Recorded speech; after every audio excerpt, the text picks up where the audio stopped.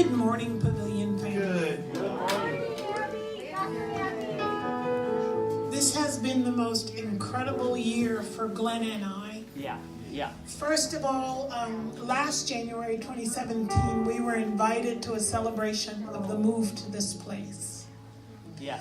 At that time, we were trying to figure out, what do we do, Lord? Where do we go? Because he had told us prior to that, where you are now is a season. And we had felt that season begin to end. I had stopped singing on the praise team, not by my own, idea, but by God saying, I need you to be still. Glenn didn't play very much, but we were faithful in the little. Yes. Because he gave us much. Then we joined Pavilion. We had been coming to hang out with Pavilion since 2006. Yeah. That's a very long time. Yeah. We would show up, we'd make a donation, we'd do the coffee house. Pastor Bart and Sonia were always our pals, our friends. We reached out, they knew exactly who we were. Yeah, I want to say, real quick, interrupt.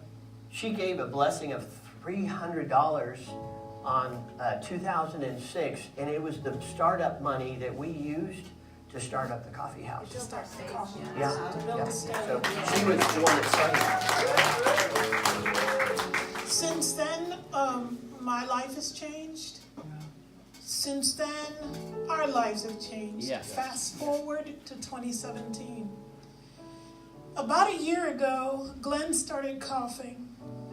He had the weirdest little cough, and he kept blaming it on postnasal drip or allergies or anything else, but it was a cough that would just out of nowhere. Then he started losing weight. Glenn lost 45 pounds in less than 3.5 months. And we couldn't figure out what's going on. So last August, I said, it's time for your wellness. Go get checked. The doctor did battery of tests, blood tests, lungs were good. Everything was doing really, really well, yet he kept losing weight. And the cough became more prevalent. That everywhere we went, the only time he didn't cough was when he was in worship. The only time he didn't cough is when he was extolling the power of Jesus' name. Yeah. Here we come to December, and our PCP, who we've had since 1998 when we moved here, said, I'm going to send you for a CT scan. My colleague said that should be the best to do to figure out why we have this cough and why you keep losing weight. The CT scan revealed a 9.5 centimeter tumor on his left kidney, and his lymph nodes were enlarged. Dr. Husenfeld is a man of God, and when he called Glenn, he was weeping because he said, I couldn't find it. And Glenn said, but you found the person who could. Right. So we go to Dr. Sam Chang at Vanderbilt. He looks at the CT scan, he walks in and says, we're going to get that sucker out of you so that you can go on living. Yeah.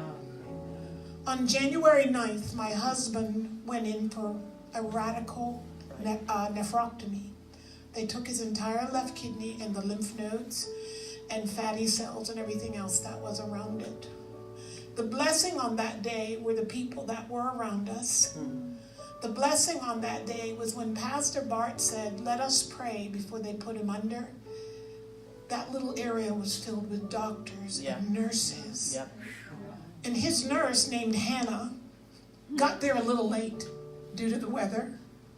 And she walked in and she said, Mr. Burke, I've been praying for you since I got in the car this morning. The glory that comes out of this is, here we are, just about 2 weeks later, and Glenn has been walking since the day of surgery. He has had no breathing difficulties, no blood clots. The other day he swept the porch of snow because he was tired of looking at it. He's decided to walk the cul-de-sac whenever he feels like it. Got a harness for the dog so he can take her too, because she's a little chunky, he says. But the joy of the Lord is his strength.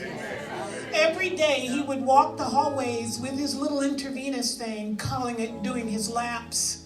And one day he told us when we came in, he says, I just ministered today. I mean, he was a wreck.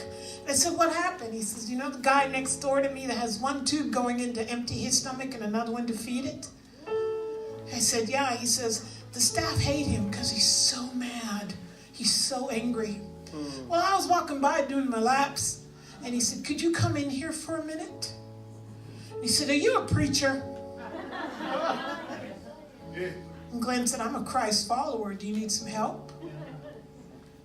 And he prayed with the man. That man lost 80% of his stomach. But when he came back to the floor, he said to the nurses, I need to see Pastor Glenn. Pastor Glenn walked in and said, how you doing, buddy? He says, even though my body has changed, my life will never be the same.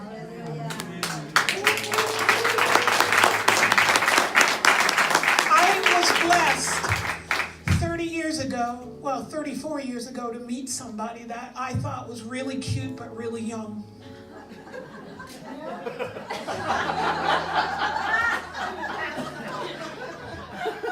And 30 years ago, we became a couple through his persistence, not mine. And in October this year, we will be married 28 years.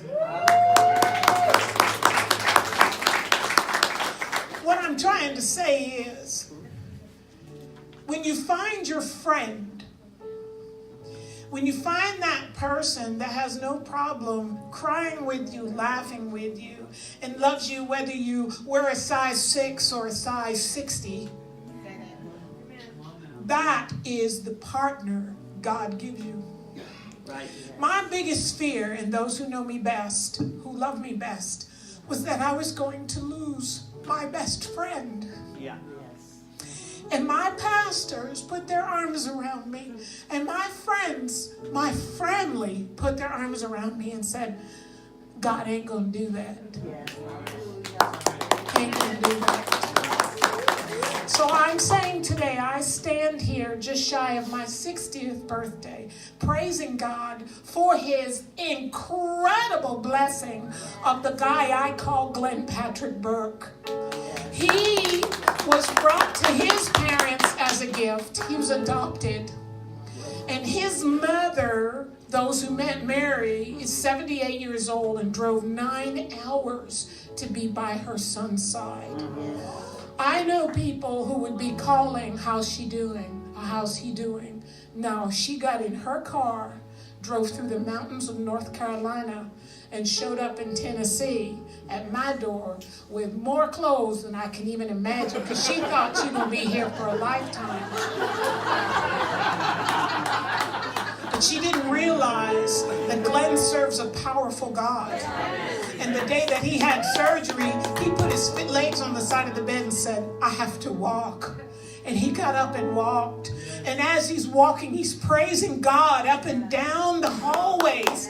And the nurses called the other day and said, when Mr. Burke feels better, could he come back and visit? I thank you, Pavilion, for loving on us, loving with us, and being with us. I couldn't have gone throughout that day without the Bakers, without my girl Dina, without my pastors, and without my mother-in-law. And there is one thing, Dina, that she wanted you to know. My mother-in-law is from South Jersey, so she talks like this. You tell Dina I am what she's going to be in her late 70s.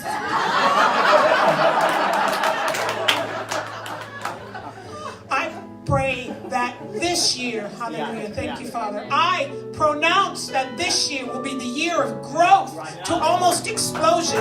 I pray that this year will be the year that we are revealed throughout this entire city and throughout this nation.